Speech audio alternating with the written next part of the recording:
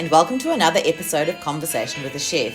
I'm Jo Ritty and I love sharing with you the conversations I get to have with talented and passionate chefs. It's the backstory, if you will, to the food they're putting up. Today I'm chatting to Vishal Rawal at Babylonia, Fitzroy. Babylonia, on their website and at their entrance on Smith Street, invites you to enter into enchantment. Owners Pravin John Peter and Jeffrey Sage have created their own little oasis down in Fitzroy, complete with a lush outdoor garden courtyard and waterfall wall feature, and a cosy front dining room with green leather banquette, cream-painted brick walls and antique Turkish lampshades. It's lovely by day and magical by night. They have shisha, belly dancing, cocktails, and of course, beautiful Middle Eastern food cooked by Vishal. Vishal loves cooking. It was such a pleasure to listen to the way he describes the food he makes, combining spices from his Indian heritage with the Middle Eastern dishes he's discovered and loves. You would absolutely want to work with Vishal because he's a hands-on chef, in amongst the pans at service and washing up at the end. For Vishal, teamwork is vital, and making diners happy his goal. I was hanging off his every word, and I reckon, now that the Melbourne days are becoming slightly darker and more chilly, this is a place you can warm your soul.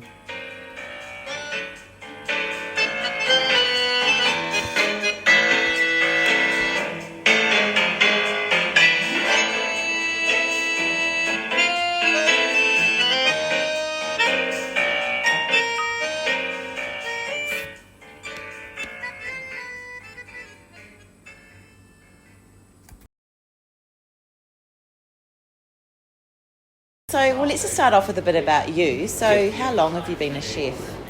Well, it's been 7 years I'm in Australia, so soon after that I arrived here, started working in hospitality. Yeah.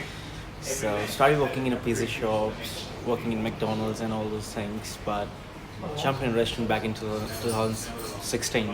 Okay. So start working as a cook. Now after a couple of months, I got promoted to a chef. Yeah. Because I was a very quick learner. What kind of food was that? It was Middle Eastern. Yeah, Middle Eastern, Egyptian food. Yeah. I started working with. So from there are few cuisines we used to serve there. As I told you, Middle Eastern, Egyptian, and there was a little bit of Mediterranean as well. Yeah. So I worked there for 4 years as a chef. Like soon after they promoted me, so worked 4 years fully as a chef. So restaurants closed down back in 2019, December. So they wanted to reopen last year. Yeah. Because of COVID, they couldn't, so they finally closed down. Yeah. Yeah, so John was one of our customers before, so he knows my cooking. So they finally closed down. Yeah. Yeah, so John was one of our customers before, so he knows my cooking. So he used to like a lot. So he offered me a job that we're opening a restaurant. Would you be interested? So I was like, yeah, why not? Yeah. Yes, I was looking to work in hospitality again. Yeah. So What is it? What is it that you like about hospitality? Just food. I mean, I'm a very foodie. Yeah. I don't know why. Whenever I cook food, I feel happy. I work other numerous jobs as well, but I never feel that I'm made for that particular job, right? Yeah. Whenever I'm in the kitchen, I love it. Regardless, there's too much stress there where you're cooking. When it's busy, it's a lot of stress. But I don't know, I have some techniques or something like that you can say that I can just figure it out and divide my stress into my other stuff. So it's all good. I mean, it's getting easy for me now. Yeah. It doesn't matter how busy we are. So we just divide our work and get it done. Like teamwork is going on in the kitchen. And that's it. Yeah. Yeah. So you didn't have any formal training as a chef. It was all on the spot. Is that right? I studied hospitality. I mean, You studied hospitality. yeah, I've done certificate 3-4 in commercial cookery. I've Okay. done diploma, Oh, yeah. advanced diploma in hospitality, Yeah. and I've done advanced diploma in business. Now I'm doing advanced diploma in leadership management. So I'm studying the same time I'm working. Wow. Okay. So I've got all the knowledge about hospitality. So I'm just started getting knowledge about business and leadership. So because I really need those things, right? Especially as a head chef. Yeah, so we have like more than 5-6 staff in the kitchen, so I really have to be like a leader for them Yeah. I can't be like all the time. If you don't have any techniques, you'll get angry a lot in the kitchen when it's busy, and if someone's not doing work properly, or if someone did anything wrong, I don't have to be overreact, right? So if they did wrong, it's okay. It doesn't matter. We can start again. We don't need to just hold our head. Oh, I did it wrong. Nah, not like that. Just straight away, if you think you did it wrong, it's at the next place to start making that thing again. I mean, don't waste time thinking that you did it wrong. It's alright. When you're working, you're gonna make mistakes. You're not machines, right? You're human beings. So everyone makes mistakes. Even I make mistakes sometimes. So can't be like, oh, I'm a head chef, I'm still making mistakes. Nah, it's okay. It's happened. That's a human nature. It sounds very realistic, and it sounds like you're really self-aware, because I know that many years ago that head chefs were allowed to scream and shout, and there was a horrible atmosphere, but I'm such a firm believer that whatever the atmosphere in the kitchen, it must affect the food. I never let it happen. I mean, doesn't matter how busy we are, our food gonna remain same. If you come on a weekdays, if it's not busy for one customer, we're gonna serve the same food to that customer. If you're coming on Saturday, doesn't matter, there are 100 people there, you will still get the same food. What do you like about Middle Eastern food? I would say everything. I'm really grown up eating lamb and chicken and those things, so I really tried to make lamb dishes in a different way, adding some Middle Eastern stuff. I'm from India, so I've been growing up eating Indian food. But I don't know, when I was in India, still I used to like Middle Eastern food, going to a Middle Eastern restaurant, we eat a lot there. So when I came to Australia, because Australia is not having their own cuisine or something like that, they are like multi cuisines here. So I thought of like, I'm gonna add like Indian and Middle Eastern together. So still I'm doing the same. So I'm just adding like a bit of Indian spices in the Middle Eastern cuisine. So it's really coming up very marvelous dishes, because anyways the Middle Eastern cuisines, chefs, they are still using the Indian spices, because all the spices, not all, I would say 80% of the spices is coming from India, so they're using all the same spices what we used to do back home. So try to use some more traditional spices which they're not aware about. So still I'm using them now, and dishes are coming up very beautiful. It smells great. If the thing is, while chefs are cooking, they can't eat it after, because while cooking they're like full. But when I'm cooking, it smells so great. Doesn't matter I'm full or not, I still can eat all the dishes. So I'm trying to make a food looks good, smells good, and tastes good, and has to be like juicy all the time. Doesn't matter meat or vegetables we're cooking. When you're eating it, the first and last spoon should be the same. Doesn't matter you have one spoon, it was like, oh great, and you can't finish the last spoon, there's a heaps of amount, you have to finish it. So I always make sure now I'm putting all the spices, all my hard work, what I've learned since I'm in hospitality. So I'm trying to put all the efforts for the customers, and they're really loving it. And that's what I want. As long as customers are happy, those who are eating my food, they're happy, I'm happy. That's great. So what are some examples of the dishes that you've put a few Indian spices, and what are those spices? They're not like even you're familiar with all those things. Just I would say like turmeric, chili powders, 5 spice, 7 spice. The 5 spices are like cloves, cardamom, star anise, cinnamon sticks, and black pepper. So these are spices. These are the only spices. You just need to combine with each other. If 5 spice goes with other spice, it won't be good. The 5 spice, there are other particular spices. If you add them together, the flavor would be different.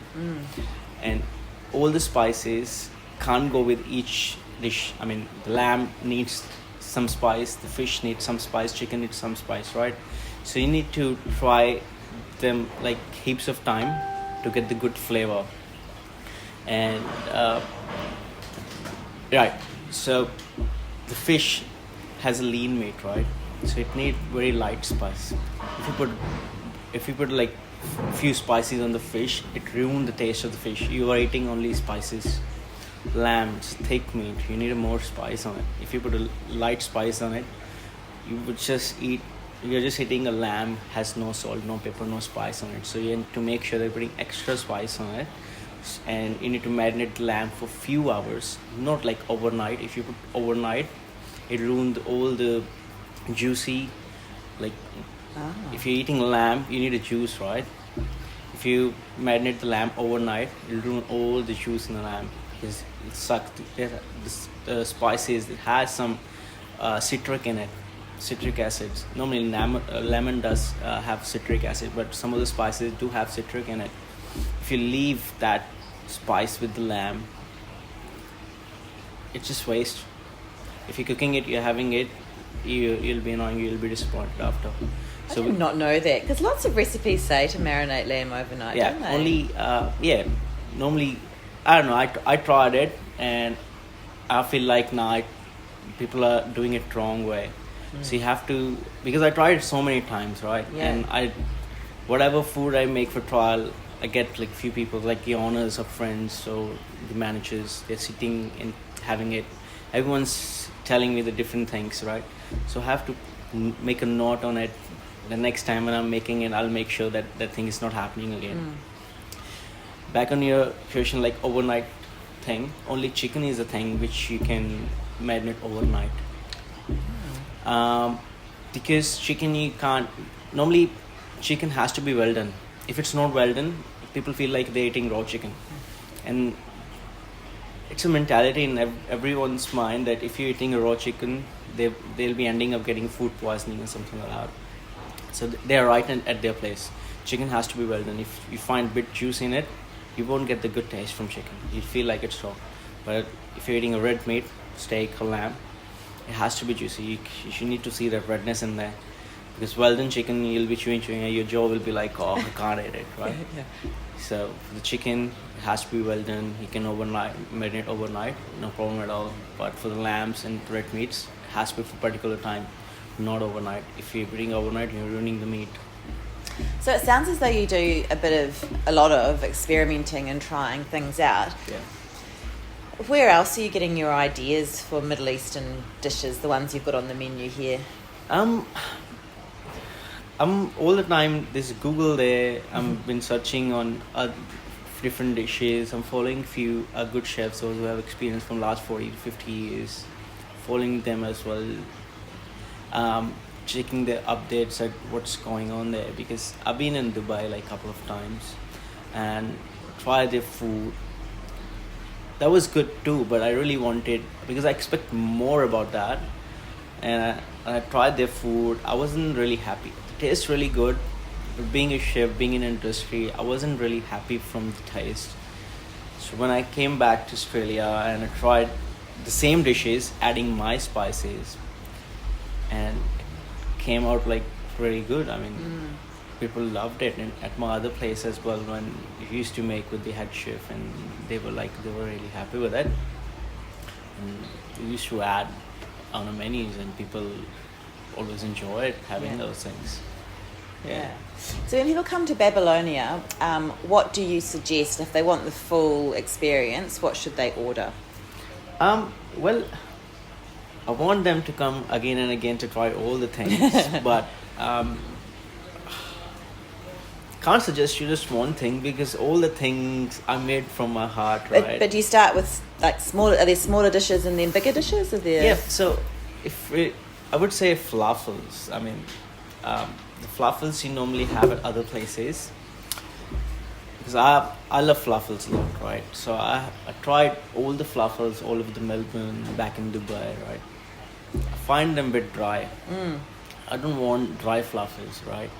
So I tried making fluffles. It's been like 1 year I'm trying them. So I came with the beautiful recipe now. Our fluffles are not dry. When you eat it, you'll feel like they're just melting inside your mouth, and you're just eating it. And you keep on eating, you can't stop yourself eating fluffles. Yeah. This is, I feel, and because we're selling a lot. Yeah. So I would really recommend someone if coming over try the falafels. We are normally if you go at restaurants you'll find only green falafels. So we are making the red falafels here as well. Oh, what makes So- it red? Can't disclose that. Oh. But yeah, they are. I would say they're up to the beans. I mean, we're Yeah. using fava beans and chickpeas and bit of lentils in it as well.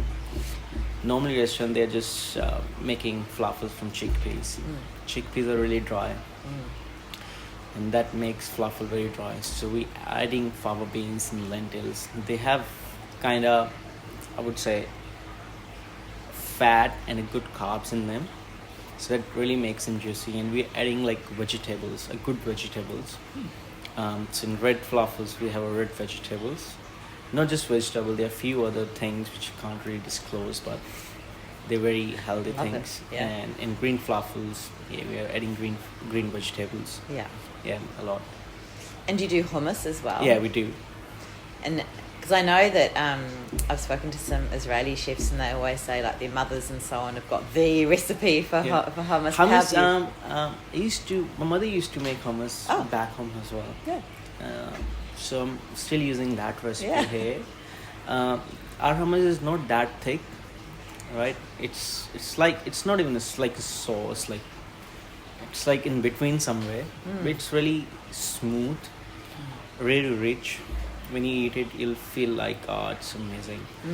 Okay, I'm adding tahinis in it, sesame, lemon, garlic, hummus, olive oil. So we're using like extra virgin olive oil, a very good olive oil to make dips. So same as hummus, we use a good olive oil, a good chickpeas, and I'm sometimes adding fava beans in there as well. Okay. So they're a mixture of few beans we're using in Babylonia to make a dish very rich, very delicious, very smoothie. So whoever is having it, they need to feel the smooth taste. It shouldn't be harsh. It shouldn't be so light. When you're eating, you're feeling like you're eating food, right? You're Yeah, not yeah. drinking something. Yeah, that's right. And what about bread? Because I know that there's all kinds of Yeah, good and bad. we're just using pita bread, just Yeah. normal pita bread. Yeah. You find in every restaurant. Bread's the same. I mean, as long as we're bakery, so we're trying different sort of breads, but we're using just one pita bread here. Yeah. Just a normal bread. Just you can find at home as well. It's just like home cooked bread.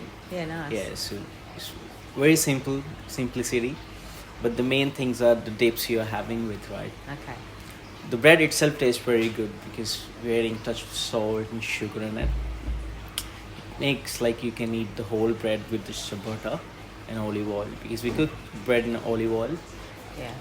The olive oil gives a good flavor in the bread as well when you cook on a pan or on a grill, Yeah. on the oven. So it gives a good flavor as well. Yeah. So you can even eat the bread itself. I sometimes feel like when I'm not feeling like eating anything, I just have a bread with olive oil, Yeah. add some feta cheese on top, roll it, have it a coffee. It's beautiful. Yeah, it'd be delicious. Yeah. And what about Middle Eastern desserts? So I'm using I'm making omali. Omali is like croissant pudding. What kind of Croissant pudding, croissants. Yeah, it's Oh. just a croissant pudding. Okay. And other we have a sticky date pudding. Yeah. Sticky date pudding is just a cake, like a date cake. Yeah. And we are making our caramel sauce here. We're serving with the good vanilla ice cream.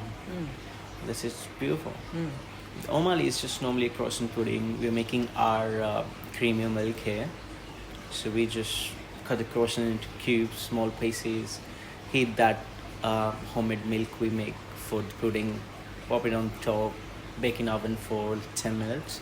It just give a crispy texture from top and soft from the bottom and crisp from the top. So it's very beautiful, Yeah. very rich. Wow. Yeah. How often do you think you'll change your menu? It's been like it's our 10th week going on, to be very frank. So Yeah. from next month we'll be taking off some of the items. Yeah. And we'll be adding some winter items. We'll be adding soups as well. Okay. So yeah, so we plan to add like lentil, pumpkin, seafood, and lamb soup in it. Yeah. So still, I need to figure out with the owners what soups they want, because we'll be having 4 or 5 soups, but we'll be serving like one soup one day, another soup that day, right? Sure. So because winters are coming, everyone needs something warm things. Yeah. So we'll be having soups on, we'll be having lamb shanks on. Yeah. And what would you say to someone, a young person who was thinking about becoming a chef? What would your advice be to them? Look, not everyone can become an engineer, not everyone become a chef, not everyone become a doctor. If someone really want to be a chef, they have to be very calm and very confident in what they are doing, and they know what they are doing. Because it's very challenging working in a kitchen, to be very frank. When you have a number of orders, big orders, sometimes when I started working, and I used to feel like, oh shit, how I'm gonna do it?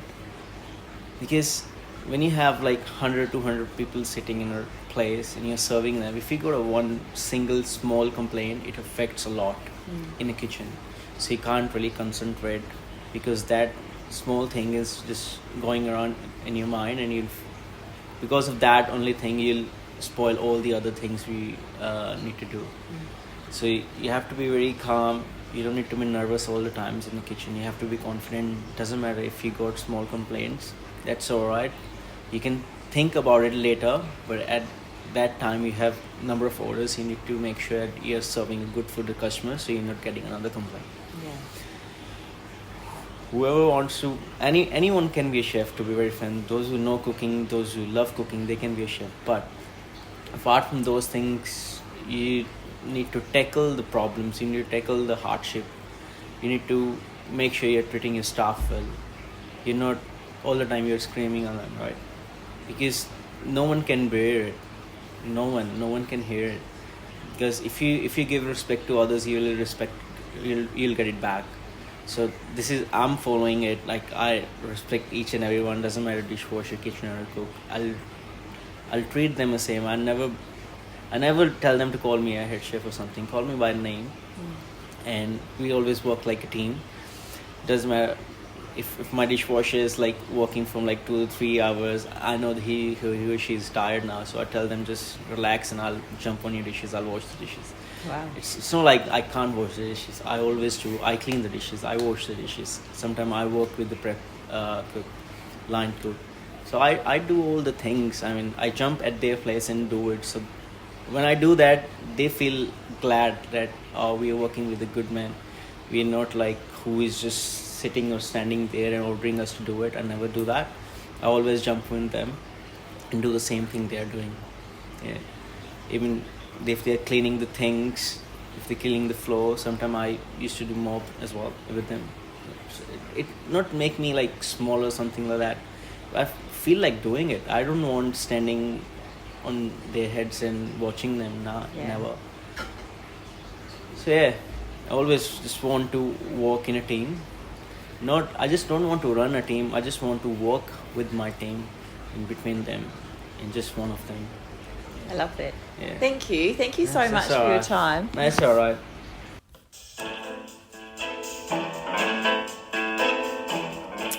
Thank you so much for listening to this episode of Conversation with a Chef with Vishal Rawal at Babylonia, Fitzroy. If you want to experience all the greatness for yourself, which of course you do, you can savour Vishal's food at Babylonia, Fitzroy at 129 Smith Street in Fitzroy. You can also follow the restaurant at Babylonia, Fitzroy. As for me, I'm also on Instagram at Conversation with the Chef. And if you want to read the chat, you can head to my website, www.conversationwithachef.com.